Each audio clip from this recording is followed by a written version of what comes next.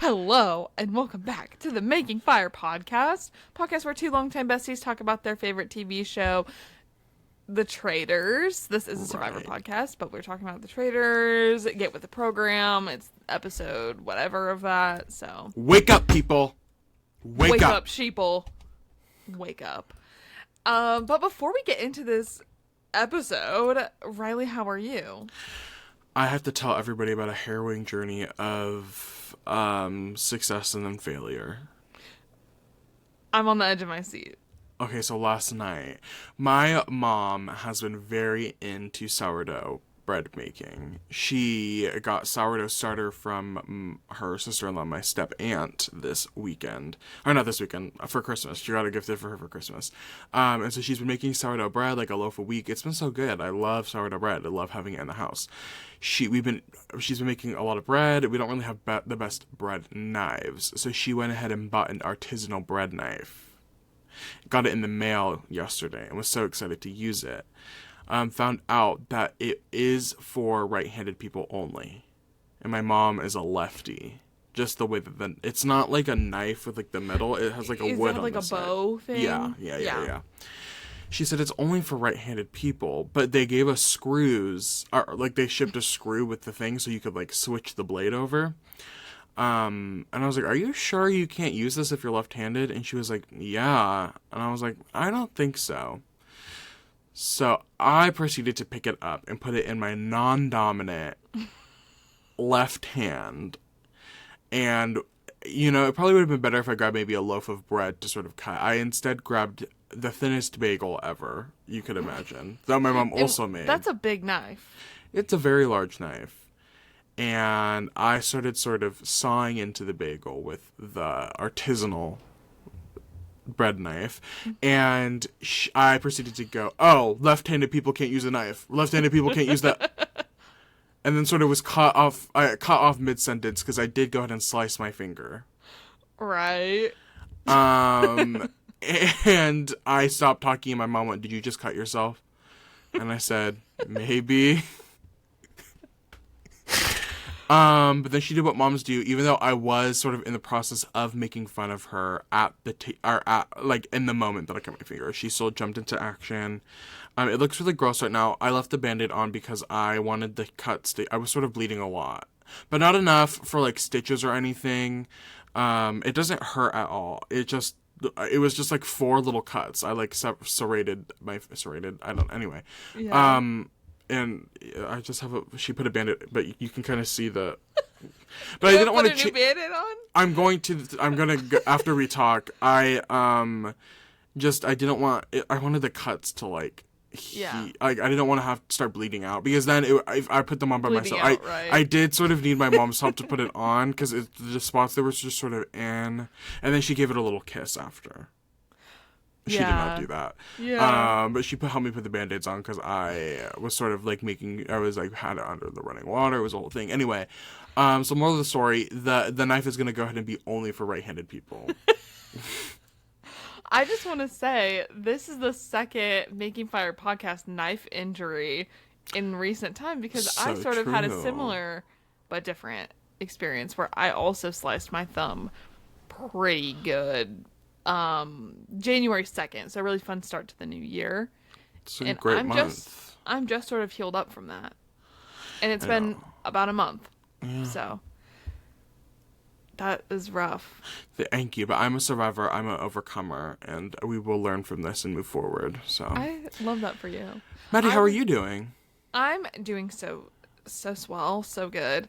But I was gonna say, one funny thing with the knives is that, so I cut my thumb when I was chopping up bell pepper into little bits for pizza topping, and what happened was it like sort of slipped, like with the curve of the bell pepper. I just like, it was my bad for sure. And then we hadn't made pizza since then, and so actually this week I was chopping up bell pepper in the exact same situation, and I almost cut my thumb again. Logan and I were talking, and I paused, and he's like, did you just cut yourself again? And I was like, no, but I almost did the identical thing to what I did the first time. Fully almost cut my thumb again. So he was Wouldn't like, that be "Can crazy you if we not?" both came in today and we shared stories of us cutting our fingers? That would have been crazy. Well, I'm glad you're okay. I'm glad you did not bleed out. Thank you. It So was really my mom did get scared for a second because I was sort of bleeding a lot, but I wasn't in it any bleeds a pain. lot. It does, but I wasn't in any pain. Like it didn't hurt at all. I was just bleeding, and she came over. She was like, "Jesus Christ, are you okay?" And I was like, "Yeah, I'm fine. I just really need to put a Band-Aid on it so it sort of stops the bleeding." And she was like, "Okay, yeah." Yeah. Wow. Well, what I wanted to talk about this week is concerts and purchasing concert tickets. So it is just that time of year where I feel like everyone I love is announcing their tours. And I was lucky enough to grab some tickets for Sierra Farrell, one of my favorite artists. She is coming to where I live. And I just want to talk about tickets and ticket pricing because it is kind of insane. Specifically the fees. Because why are they half the cost of the ticket? Right. Why, when I'm already paying $50 per ticket for general admission, because that's all they offered, unless you spend hundreds of dollars for the VIPs, which I'm not going to be doing. Why was it almost $40? Like, it was $40, almost 50 in service fees. It makes me so mad. That whole system makes me so mad.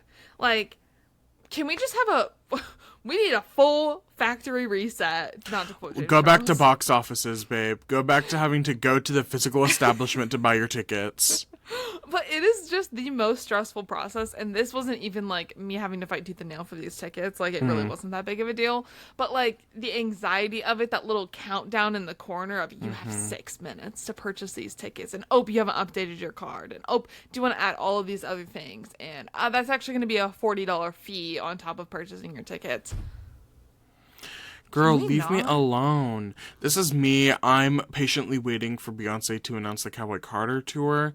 And I have been... Okay, but then I wasn't expecting her to do it so soon. Because the rumor is that she was going to announce it on January 14th. But then the LA fire started. And then she waited to announce because just the timing of that. But I heard a rumor. I heard a rumor that reference. Anybody got that? Do you know that reference? Why do I want to say American Horror Story? It's Umbrella Academy. Oh my god, same vibe. I It is had same in my vibe. I was gonna brain. say yeah. Yeah. It is the same vibe. Which that we need to talk about that show at some point. We'll do a offshoot of a scripted series coverage for the Making Fire podcast, and we'll Umbrella Academy will be our first. I can quickly share my comments after you're done with your. I don't even, what was I saying? Umbrella Academy. I heard a rumor. Oh, I heard a rumor that she was going to announce her tour in March, or she was going to announce it in March, and then that's when tickets are going to go on sale. So I've been saving money thinking that it was going to be in March, but then everybody was like, it's going to be in January, and then I was freaking out because I did not have enough money saved because I only just started saving in like December. Anyway. And So those I've been tickets saving are not cheap. Right, and I have been putting a large amount of my minimal paychecks because, you know, in the retail world in January, it's like I'm on the fucking battlefield right now, fighting for hours at the moment. And so, large part of my paycheck has been going towards saving for these potential concert tickets, and I'm like afraid of looking at the price. I'm like, this is gonna be crazy. Yeah. Anyway. The Umbrella Academy, very quickly. What an amazing, like, first season fun concept. Just for me to fully just, like, stop caring about that show. Right. Like, the last season came out, and I haven't had watched it. I haven't had a urge to watch it at all. No. Like, I really, really loved that show, and it's really upsetting to me. But, anyways, keep us updated on your Beyonce tickets. So will. I would Caleb love to Perrin see is her. going on tour. Yeah, I know. Is he not coming towards near you? Well, yes, but, like, everything's sold out. Oh. So, like, everything sold out so fast. And then he added a couple more dates, but, like, I'm pretty sure they've sold out too. I was gonna go with my sibling Rowan, but Rowan is not yet 18, and the show is 18 plus. So I didn't. They sold out, like, before they even went to general sale. Yeah. Like, just with the pre-sale. So shout out to Caleb. I love Caleb. I wish him all the success, but I would love to see him in person. So you know, he's a peer, a fellow podcaster. Right. Another person going on tour, Trisha Paytas. Really bummed I'm not going to see her. Right. Ugh, there's just so many at this point. But you know what? Let's just get into this episode of The Traitors. Should I just jump in?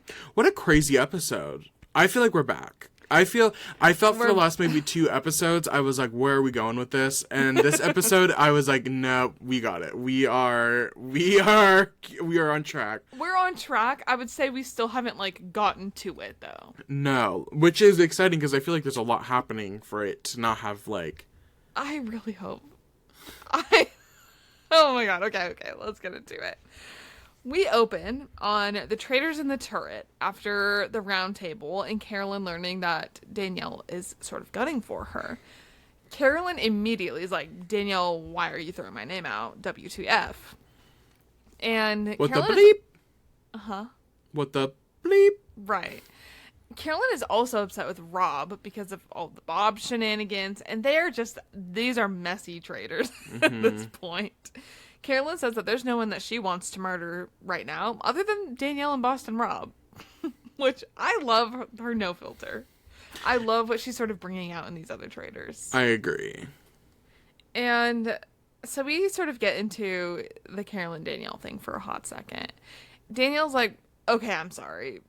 Like, yeah, you got me, basically. Let me make it right. Like, let's start over. Let's work as a family. And Boston Rob's like, this is a really dysfunctional family. But she's like, so we'll start fresh. I'm not going to say anything more about you, Carolyn. Like, we're good. I don't want to jump ahead because I don't want to jump ahead to the next roundtable at the end of the episode. But this is where it all starts going downhill. Because, and I'm sure we'll get more into this later. Ultimately, we can't stray from the path. This is all Boston Rob's fault.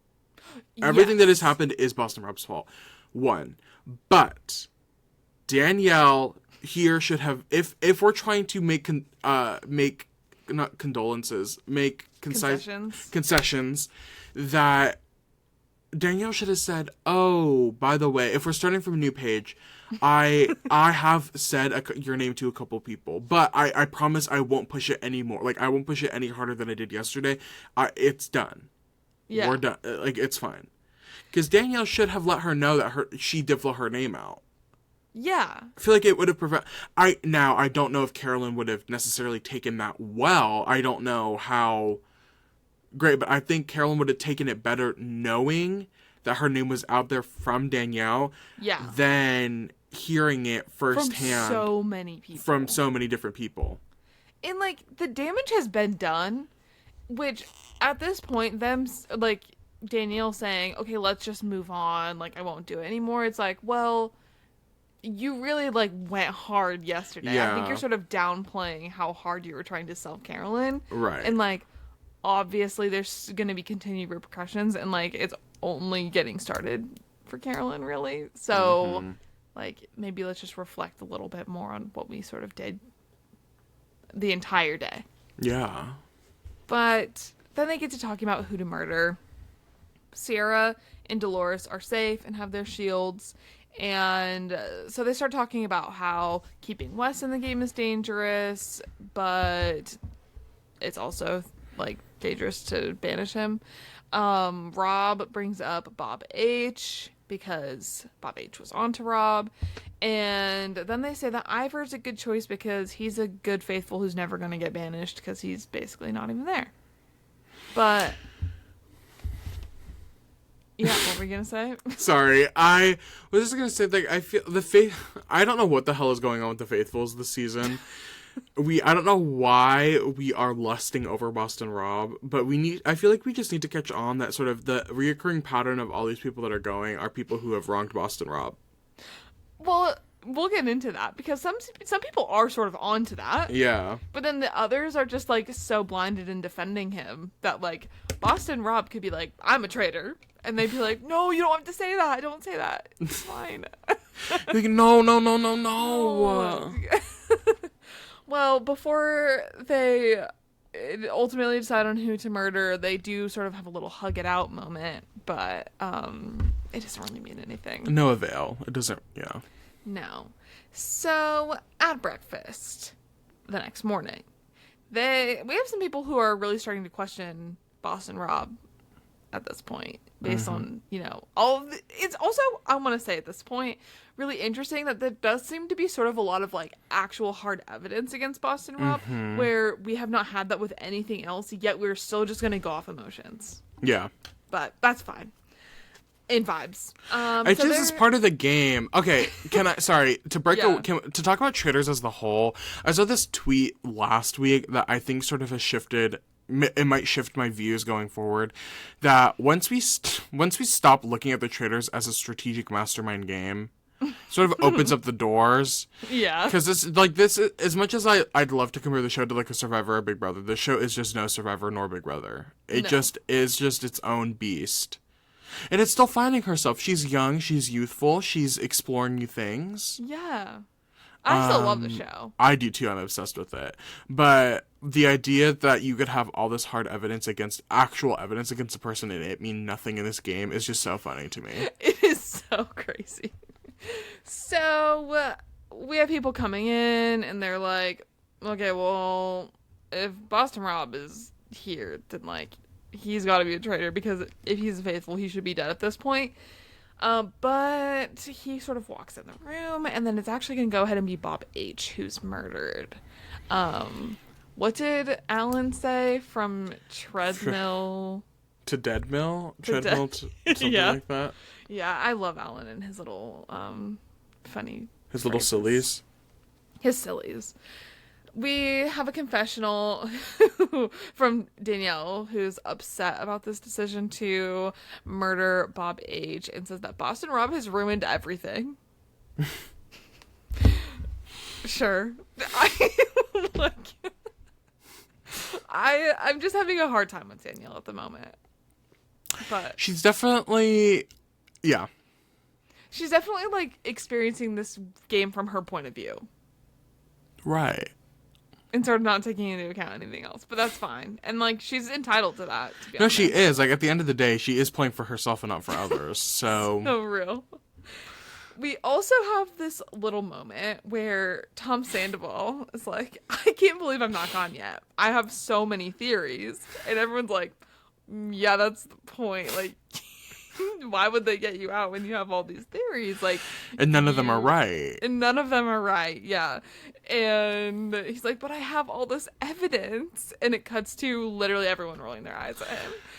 And, like, that was a common theme throughout this episode is everyone is fed up with Tom Sandoval. Which I think is kind of funny because we have not gotten a ton of Tom Sandoval content in the last couple, like, in the beginning of the season. Like, here and there we'll see a comment from him, but, this hasn't been a reoccurring theme of people being, like, shutting Tom up. But this episode, everybody was just like, please stop. Please. Literally exit the room. It seems like every single person is fed up with him, but I'm like, and I can understand why they're fed up with him, but part of me is I'm like, we haven't really been given like, I don't know. Yeah. But I think it's interesting he pulled Brittany aside. Yes. And I was just going to say, I feel like Brittany Haynes has showed up. Like, I feel like this was a great episode for Brittany. And this is the Brittany from Big Brother, my confessional queen. I have been waiting for her to get her shining moment, and I feel like she's giving what she needs to give. She's finally getting some screen time. Right. Yeah, so he pulls, after breakfast, Brittany aside in the hallway and is like, Dolores is a traitor. And Brittany's like, no, she's not. Like, I can tell you right now, she's not. And then they sort of go back and forth. Yes, she is. No, he is. No, she isn't. Yes, she is. No, she isn't. And then in a confessional, she says that he's on theory 73 and it's 9 a.m. So, moving on from them, we have Rob sort of putting Wes in people's ears to be suspicious of, because Wes is obviously gunning for Rob. And we also have Wes telling we have Tom telling Wes and Derek that it's Dolores. He's like, guys, Dolores is a traitor. And then they sort of go, hey, Tom, can you leave the room for a second? And then that would send me into send me over the edge. He says, sure, and he gets up and leaves. And it's not so they can talk about him. They just want to privately talk about getting Rob out without Tom in there. And I think that is so funny that, like, they're like, we can't have you anywhere near serious, like, game strategy. Because who knows what you're going to spill. Or even if you're going to add anything to the conversation. Yeah. They're like, we don't need you. Yeah. And we also have Brittany and Carolyn talking, where Brittany tells Carolyn about how someone, aka Danielle, told her that Carolyn is throwing Brittany's name out there, which shocks Carolyn, to say the least.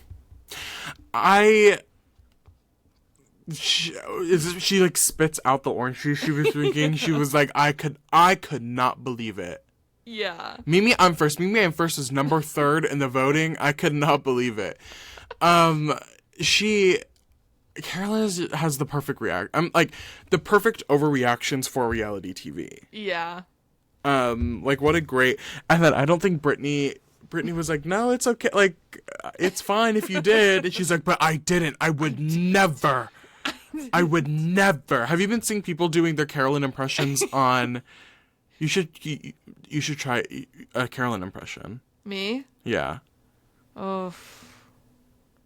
Or should I? I think you should. I think you're the impression master of this.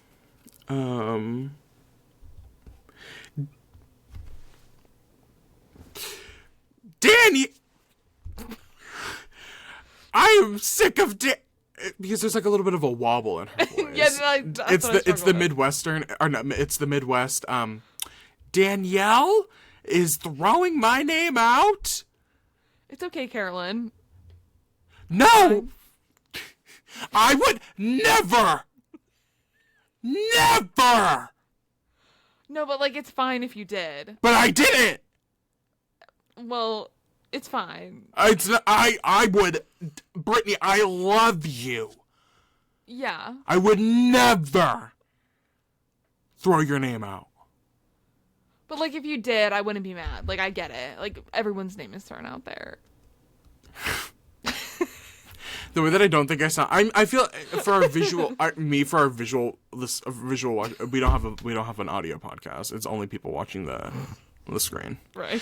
I was gonna say for people. Anyway, I feel like I have maybe the mannerisms. I might need to work on the voice a little bit. Yeah. Well, you get back to us next week. I'll get back to you next week. Yeah. Maybe you can do the whole podcast. Ask Carolyn. Oh my God! I'll get my wig. Your wig. Okay. Well, anyways, moving on from that. I did see people on TikTok be like, "Why is Carolyn eating her cereal with a fork?" I didn't realize she was doing that. Yeah. People were like, "No, she's on to something because then you don't have to drink as much milk." And everyone's like, "I still don't really get it." Yeah. But I love the Carolyn Defenders, so anything for her. We get to the challenge. They sort of pull up onto this scene of a giant cloaked traitor looking statue thing, huge, and some explosives. So the idea is they have to run through the woods to find these wooden crates. To open the crate and get the gunpowder from them, they have to answer a question that relates to the cast, the season, whatever. And it's going to be like a number, and they have to get the right number to open the crate. And if they're wrong, the crate explodes. They need to open enough crates to get enough gunpowder to bring back to the giant traitor. And at 30 minutes, Alan is going to sort of light off the explosives, and they need to have enough gunpowder to topple the traitor. What a thing. It's a pretty big playing field, so they split into 3 different groups. There's like 3 little sections of the woods. And Alan also tells them that as for the shields, there are 3 crates that have shields on them for them to get in there in each of those sections.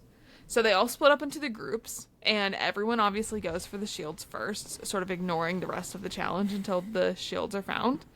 And It's so fun watching them run through the woods. Some of their outfits are really interesting for this, I was noticing. Very interesting. Chriselle said at one point, she was like, I don't care about the money. The money means nothing if I don't get there in the end. Exactly. But they also have not banked a lot of money, I feel like.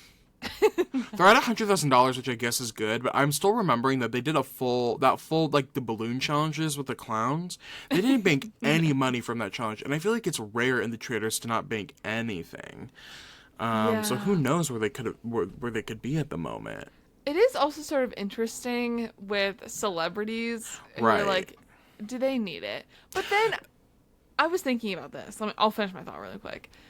Do they need the money? But then also lately, I know this is probably with like the writer's strikes and things like that have been coming up lately, but I've just noticed so many more big celebrities in like these little ads. And I'm like, you're sort of doing this because you need the money. Right. And like, no shame.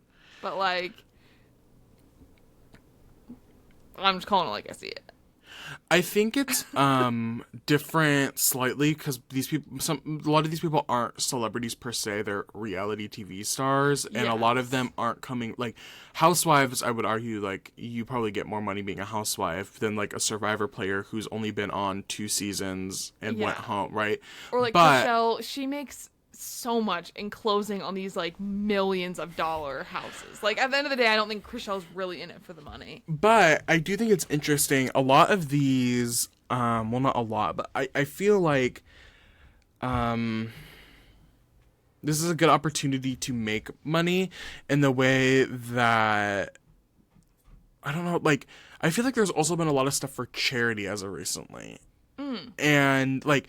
All Stars, Drag Race All Stars just had an All Star season where the winner didn't make any money. They just donated the winnings to charity, which is great. Love charity, but I feel like this is probably like if you think about how more accessible this is in money wise, like they're only filming for 2 weeks and they have the possibility to make X amount of money, and you're not like living on a beach, right? And you're able to just like you don't have to do anything, like it's your money, right? Like there's no stipulations to what happens when you get the money. I can understand it being really exciting for people to be like, I want this money for myself, give me the money. That's true. Yeah, but that's a good point. I think for a lot of them, especially the reality TV people, obviously like who doesn't want this money. But it is interesting, just like the dynamics there. I wonder what it would be like if they did a season where all of the money was donated and like you got to like pick who it was donated to if you won or something like that. I wonder if like there would be different. I wonder now if like maybe are there some celebrities or people that are like, I don't want to do this because like I don't really want the money. Like I don't want it to be seen like I want all this money. But then if it was a charity, they'd be like, okay, well, I want to do it because then it's not like for me. Right. Interesting. Well, if I went, I would do it for the money. So. Me too. Personally. Anyways. So basically everyone gets the shields. Okay, I saw Carolyn got a shield. Chriselle got a shield. Who got the third one? I couldn't remember. Carolyn, Chriselle, and I feel like it was another girl. I can't remember. I should have looked that up. Anyways, it'll be relevant next episode, potentially. Right. It wasn't relevant this episode. Right. So they all get shields, and then in the last few minutes of the challenge, people finally start showing up with all the gunpowder. Dylan. Shout out Dylan. Zac Efron's brother. Right. And ultimately they got enough gunpowder to topple the traitor and bank $30,000 for the prize pot. Do you think they actually got enough gunpowder? Like, how much gunpowder would they have taken? I don't know, but I felt like it was. They didn't start putting gunpowder in the barrel until 15 minutes. Like, I'm sorry. Yeah. And it was also suspicious because none of them could see how much they actually needed. It was only for us to see. And then they didn't actually end up showing us the end amount. Like, it just ended up being like, oh, they... I feel like they wanted a dramatic moment more. And maybe they were like, this is kind of a small prize. Is authenticity too much to ask for these days? Yes. Why is everything fake? It's reality TV, babe. Real is in the name. Oh my God. You get on the phone with Alan. And get I back will. to me I'll on that call him one. up. Well, we start going back to the castle. And Wes tells Dolores about Tom talking about her. And she's like, oh, just another one of those random theories. I love And- fuck Tom Sandoval. Or fucking Tom Sandoval is what she says. Yeah. And she also says that she doesn't feel like he got a lot of attention as a child. Which she ate him up with that. I've been seeing the clip of Danielle going, fucking Boston Rob. Love that. And then adding fucking Tom Sandoval to the list. Ooh, it's too good. It's too good. So then we have Derek, who goes up to Ivar, which I'm obsessed that we are on episode 6 and people still are pronouncing Ivar as Iva. I heard it at least 3 times this episode. Iva. Iva from non-British people. It's so funny. I think maybe I think, you know what? Maybe it's a bit that we're not in on. Because I think Right. that would be funny to, like, pronounce someone's name with a British accent, like, only their name, when you're not British. Lord Iva. Lord Iva. And just Right. call him that. And, like, Right. anyways. So Derek goes to Ivar and is like, I'm gonna make a case tonight at the round table against someone that you talked about last night. And Ivar's like, who did I talk about? Like, what did I say? And Derek's just trying to be very nonchalant about all of this. This is the problem, is that being a gamer playing with non-gamers, I'm like, you can't be, you have to be direct with some of these people. Yeah.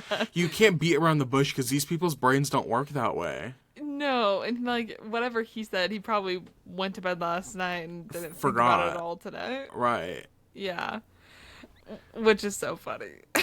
So we also have Rob working on getting people to be sus of Wes. And we have Wes, who is working on a case against Rob with all the others. But some people like Brittany are getting nervous about Wes sort of coming on as being too much.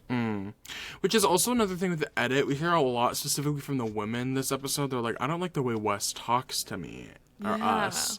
And I'm like, I haven't necessarily seen No. prior people having a problem with how Wes speaks. I mean, I know Wes. And so I know, point A to point B makes sense to me as like somebody who knows the challenge and knows of Wes.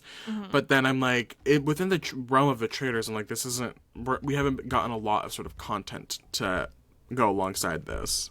Right. I was like, I don't really know what you're talking about. Not saying that it doesn't happen, but that's not something I picked up on. So interesting that like that is something going on in the background.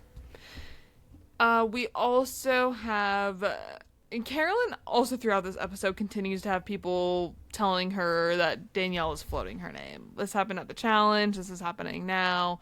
And this is really just sort of building up in Carolyn, which would be hard because like, you know that you just had this conversation last night with Danielle, and Danielle might not necessarily be saying anything today, but like to continue to hear this will like, yeah, obviously make me mad too. Put me on edge, yeah. Yeah. And we then have Chriselle talking with Rob and Danielle and tells Rob that Wes and him, Rob, are the big 2 names tonight, which sort of makes Rob nervous going into the round table. And then there's this weird, their like stare down moment, Danielle and Rob. Yeah. Like Rob was like, well, what have you heard? And Danielle like freezes and she's like, well, I haven't heard your name. I've heard Wes's name. Yeah. These traitors. It's messy. So messy. Well, we get to the round table, and Dolores starts by calling out Tom for throwing her name around, and is like, go ahead. What you say isn't going to make any sense anyways. And Tom starts talking, and people immediately are like, Tom, wrap it up. Tom, We wrap it need up. to move We need to on." move on to more important things. Which This is episode is like- crazy. Moment after moment of Tom being shut down and like butt out of situations, and like we just really got to see that this episode, and I enjoyed it. And you know what? This is for all the girlies who, for months after Tom Sandoval was announced, they're like, why is he on the cast? Why has nobody eliminated him? This episode is just like, I think, the culmination of all of that. Like, just don't listen to anything he says. Right, ever. People are actively, like, rolling his eyes when he talks. Like, that is so unserious. What are you doing? He literally opens his mouth and people are like, that's enough. They're like, oh my god, here we go again. The 73 Theories by 9 a.m. is so funny. He really is just so on edge. And, like, He's scared. also wonder if, like, Noah... He's coming off weird, too, because, like, no one wants to talk to him. So I mean, just, I wouldn't like, want to associate with him either. No. Like, I don't even mean it like that. Just, like, he's sort of sitting on all these things that when people finally give him a chance to talk, he's like, it's just like, listen. da. Okay, then Derek begins the Boston Rob campaign. And he brings up a ton of really great points and facts and things that are actually true about Boston Rob. And to all of this, Rob says that Derek is widely misguided. So, another moment for misguided. Please give it up for misguided. Y'all, make sure you get those ones in the air and tip. And one interesting thing I noticed at this roundtable is that Derek calls out, he's like, yeah, I think this guy behind me, directing to Alan, made Rob a traitor. And then we get, like, Alan in the background, which have they ever showed him sort of, like, sitting back there before? I don't think they've ever, I think you can see him, you just have to, like, be looking for him, because he'd be walking around the table, and sometimes you can see him walk past, and they'll show his reaction as things are being said, but it's never, like, I don't think he's ever been brought up like this in conversation. Like, nobody's ever been like, Alan! This guy. Yeah. I thought that was funny, him sort of, like, in the background. He sort of looked like a ghost. Right. He's a little pale. Yeah, it happens. So Rob obviously pushes back on all of this, and he then puts the target on Wes for bringing up all of these people's names and all of this, like, strategy, and he's playing too hard. Okay, can I say, I'm not a fan of Boston Rob, I'm not a fan of Derek, I'm not a fan of Wes. These people are not meant for me. But I will say that these three gave a great show at the roundtable tonight. Yeah. And it was so, like, that's... And I hate saying this, but I'm like, this is how you can tell that these people are the best at what they do. Because the way that all three of them, minus Wes sort of crashed out at the end there, but, like, the like, streamline, the ability that they had to, like, put this all together was so juicy, so good. The way that Derek, and I will say, we said this earlier, that Derek and Wes, I think this is one of the first times in Traitors history that hard evidence like this was used at the roundtable so successfully. And correctly. And yet nobody... But then Boston Rob started talking and turning it around on Wes, and I was like, damn. Yeah. Where's this Boston Rob been the whole time? Like, this is why you were brought here for. And I'm like, I don't know, like, you're too good. Yeah. These are the moments. I'm like, okay, now I get it. And you know what? Maybe it's actually mean, because you're taking advantage of people who have no idea what they're doing. Right. People who know of you, but they don't know who you are, right? Yeah. I'm like, how are they supposed to know that you're just a master manipulator? It's... yeah, I think that's what's hard is you have three game people who are working against each other, but they're relying on people with zero game sense to, like, work with them and get them. Mm-hmm. And that's hard. That's what makes this game so fun, though. Yeah. Because the Chrishelles of the world, the Tom Sandovals of the world, they don't give a like, they're going to do what they think is best, not whatever is best for the game, right? Like, they're going to trust their gut over their brain every single time. And... something that I saw on TikTok that was interesting was, like, that I really disagreed with was, like, we need to get these game people out of here. Like, we should just have all the, like, reality TV stars. But I'm like, this is... The game people are, like, bringing it in a lot of ways.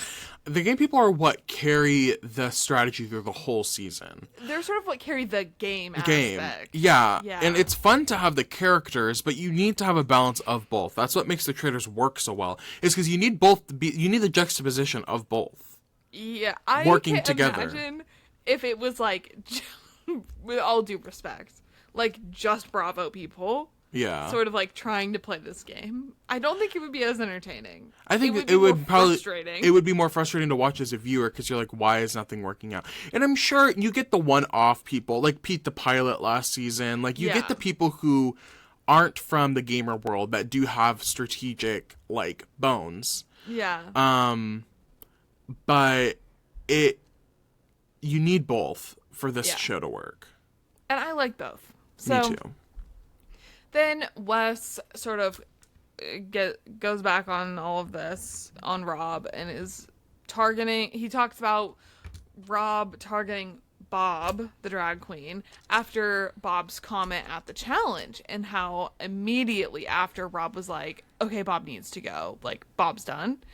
And I thought that was interesting because, like, picking up on that was really smart, I think, because it was just such a one-off comment, and then, like, to trace it all the way back to that is like, yeah, you were so on to Boston Rob, it's not even funny. It doesn't even matter at the end of the day though, because Boston Rob immediately is like, you're lying. And everybody's like, Right. right. Yeah, and then we start to have some people piping up about how they're like, Wes is too aggressive and like too direct. I don't like how Wes talks to us and like all of this stuff, which is, I mean, fair. That's how, like, Wes should not be doing it that way. And then he's like, you know what? Thank you for bringing that up. I'm going to use this as an opportunity to change. And I'm sort of not, I'm going to not be so aggressive. But in myself dialing that back, do you really think that a traitor would be this aggressive about trying to get people out like this? Like, nar. And then he says, Yeah. and This then he is where said, I think he sort of lost everyone. no, he did. He goes, and if you still go after me, I'm coming after you. Why would you say that? Why would you say that after people he said, I'll work on not being aggressive, but if you vote for me here, just remember, I'll remember that, and you will be dealt with. You will be done with. Yeah, so that moment sort of, I think, was the nail in Wes's coffin, because why would you say that? Why That is, would like, you say the least that? faithful thing you could have said. You will be dealt. And then everybody's like, dealt with? They're like, come after what? And when you're making comments like this to a bunch of non-game people, No. yeah, it sounds like you're gonna get them out. It sounds like you're gonna actually like go into their hotel room tonight and kill them. Sandoval is crapping his pants right now. Tom Sandoval is locking his door. He's putting the bed in front of it, the dresser behind that. He's like, look out for the ginger. Oh Lord, look out for the ginger. He doesn't even know their names. He's No. like, the ginger with the beard. The ginger with the beard, the ginger Really with the beard. aggressive. Yeah, so then, before we get to the voting, Carolyn is like, guys, Wes is clearly the scapegoat here. And she brings up how Danielle has been throwing her name out. And things sort of get emotional between Carolyn and Danielle, and then, like, with Brittany piping in. But it all... I'm, like, glad that everyone was kind of distracted at the moment, because, like, now, Carolyn, why would you do it like that? And I'm not going to say this is out of Carolyn's norm, because this is very, like, oh, this On brand. is on brand for Carolyn. Like, you picked the worst time to possibly do this. Yeah. It just makes no sense. Literally no sense. At all. Like, Danielle wasn't catching any heat. And if you had started pushing Danielle's name prior, then maybe that would make sense. But saving it for the round table, and then At the this, like, very end, too. emotional, yeah. At the very end, after the conversation for the majority had already been Boston Rob or Wes. Yeah. To throw Danielle's name out there just looks suspicious. Yeah, it really does. And then you're going to catch heat if you guys end up pushing Danielle and she's a traitor. They're going to think about how you exactly the way they're thinking about Boston Rob. Yeah. Love you, Carolyn. But that was not maybe my favorite moment of yours strategically. Right. From a traitor perspective. Right. But you know what? Everyone has those days. And you know what? The other two traitors have been messy this whole time. So you were allowed to have your moment, Queen. Exactly. It's how you deal with the aftermath that we will see. But we finally get to the vote. Carolyn, just a couple wants to point out, Carolyn votes for Danielle. Tom gets a vote from Dolores. It's like, why would you? I think it'd be funnier if they just like didn't Left him in. don't engage. Yeah. Like, don't vote for Forget Tom. that he's there. Yeah. Tom makes it to the end.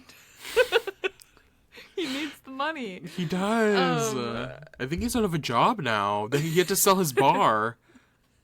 Okay, yeah, I don't know anything about Tom. Anyways, Danielle votes for Rob, which is kind of rough. And really it's coming down to Wes or Rob, but narrowly Wes gets voted out by this group.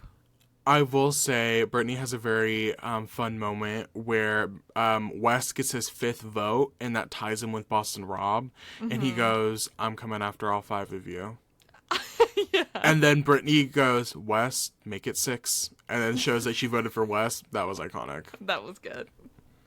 Yeah, so ultimately Wes goes, and he's mad. He does what Wes does. He says, I'm better than all of you. You all will never live up to the thing that I have. I've won more than any of you have ever won. I am better than all of you. Like, gross white man with a dream. I hate gives them the bird on the way out, flips them off. That was funny. It was good. And he was like, I'm a faithful.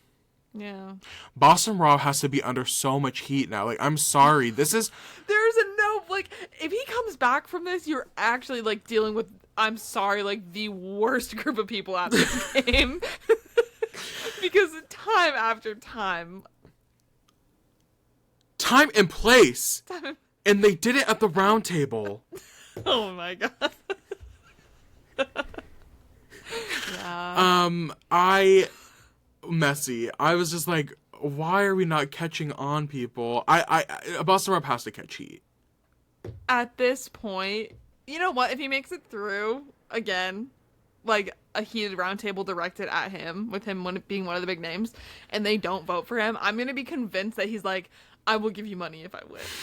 Because why? There is no reason for them to keep him in the game at this point. Like, let's just get him out just to, like, see. Let's just see. Yeah. You know, we're so fine with voting everyone else out, but maybe let's take out the common denominator and all of these other things. It just happens. It just gets to a point on some traitor seasons where if there's somebody that everybody is, like, kind of sure about is a traitor, they kind of just, like, go on because it's like, oh, we can always vote them out. You know what I mean? Yeah. And then new people pop up and they're like, let's test our new theories before we go for the ones that we're, like, 90% sure about, you know? Yeah. Well, after the round table, people are sort of debriefing about everything. And then Brittany, once again, Brittany walks up to Derek and she's like, come here, we have to talk. And he's like, okay. And he's mad at her for defending Rob. Like, it's just white men being mad. I'm sorry. It is, but she's like, you are a scumbag liar for all the stuff you said about, like, leading the charge against Boston Rob. And he's like, I think you're a traitor with how hardcore you're defending Boston Rob at this point.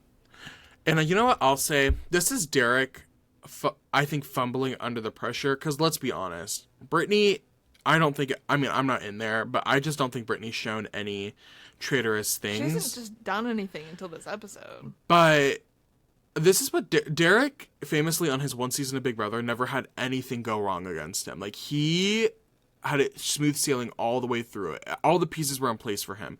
And I think this is his first time in his reality TV career where he is being challenged and pushed back against, and he's not being listened to. And I think this is him being frustrated that he's not being listened to, and being like, well, I think you're a traitor. Yeah. I think he's just playing messy, and he's not used to catching heat like this. So true. Finally, before we get to the turret, Derek tells Dylan Efron that if he gets murdered tonight, it's Rob.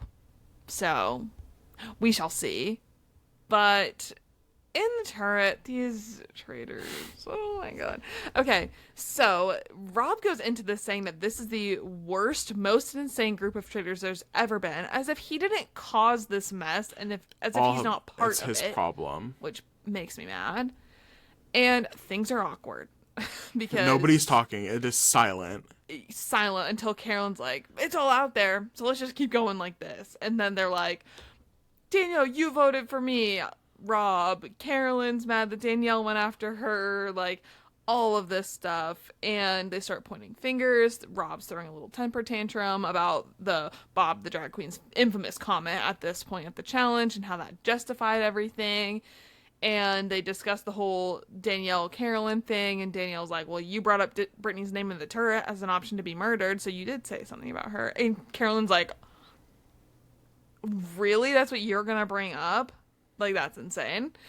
And we have war at this point. War has been put, I don't know, they started war. They waged war against each other between Carolyn and Brittany. Or Carolyn and Danielle. And we'll see how that plays out. Carolyn looks at Danielle and says, I think the only way we move forward is to get rid of Danielle. In the turret. To Danielle's face. That, my jaw was on the floor when that happened. I gagged. That was insane. I love Carolyn will always tell it like it is. Yeah. And especially in a moment like that, like, what does she have to lose?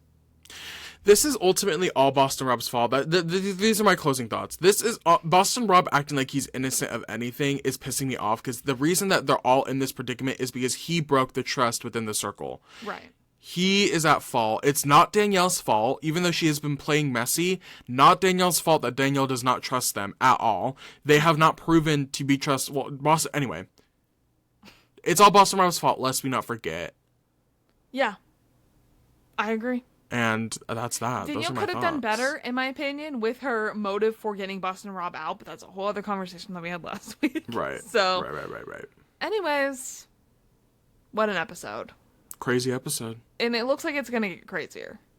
And I'm just as excited for next week as I was for this I'm week. so excited. Oh, anyways. Well, thank you for watching this episode of the Traitors coverage of episode 6. We've really been enjoying this season. Fun switch up from Survivor 2. So if you enjoy this episode of our coverage, be sure to follow us on Instagram and TikTok. And like, comment, and subscribe. Yeah. Absolutely smash that like button and subscribe button. Slay. And we'll catch you next time. Thank you for watching. I can't wait to see how this turns out. Bye.